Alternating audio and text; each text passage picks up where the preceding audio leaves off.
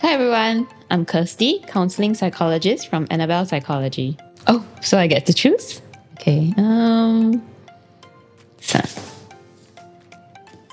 So this is Ilam. He's the number one man in Korean drama Netflix Squid Game. From watching the show, it seems like he has kind of narcissistic personality traits, and it's quite evident through several things. Let's talk about them. Firstly, there's this pattern of grandiosity where he thinks that he's better than other people. He lives in a golden palace above the facility of the game. He feels that there's a sense of omnipotence, kind of like a symbolism where he rigs the game or he designs the game so that he is in control, kind of paralleling the real world where he is richer than other people and he's the top several percent of the world's richest people. There's a lot of scenes in the show as well where he actually has a lot of power. If, for instance, the scenes where he gets to decide if the game should go on. Another one was his last words. So his last words were when someone asked him, why did you let me live? And his answer was very blatant, because it was fun playing with you. That shows a very strong sense of power over someone else, determining the decision that other people could make based on whatever he decides. The second thing about him was that he's very interpersonally exploitive. He takes advantages of other people's hardships. He steals money from hardworking people.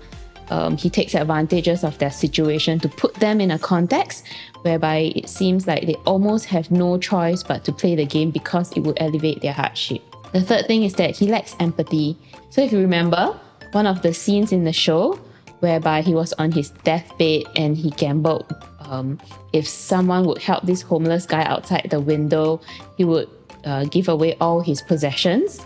How much empathy do you have looking at someone who's homeless out in the window on the street and not helping the guy, but rather taking the guy's life as stakes of a gamble? That's pretty clear that the guy lacks empathy, doesn't it? Yeah, and like throughout hosting the Squid Games, you can also see that there's a certain enjoyment where he and the other rich folks running the game show appreciates the pain, the suffering, the death of the people. To them, it's almost just like pieces of a chess puzzle. It doesn't matter. There's no humanity to it. That's an evident sense of lack of empathy. So what happens if one day you find him in your therapy session? If he were in my therapy session and on his deathbed, it would be more of an interview session rather than a therapy session per se. I'll be interested to understand like what was going through his mind, how did it frame or shape the way he came to be. I foresee that it'll probably be a very engaging conversation session with this very narcissistic person. Yeah. Oh, next one. This one. Let's see. The handsome antagonist. Hey, so this is Junwoo. He's the handsome bad guy from Korean crime drama television, Vincenzo. From watching the show, it looks like he has antisocial personality traits, or sometimes what we stereotypically call psychopath. Yeah. It could be seen through things like his reckless disregard for the safety of other people, through his own actions, or through his orders for his lawyer to kill people who might spoil his plans. Second thing is his disregard for and the violation of the rights of other people. So he blatantly shows actions that abuse and traumatize his half-brother. Very obvious in the show also. There's lots of deceitfulness and failure to conform with social norms in terms of his behavior. So things like using of aliases, conning people to believe that he's someone who he's actually not.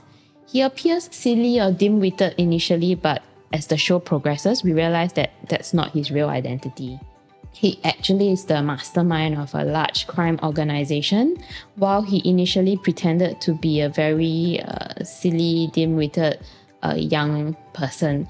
So this whole thing, this use of an alias, this conning other people, this facade, there's a very strong sense of deceitfulness in that. Other things we could see is his lack of remorse.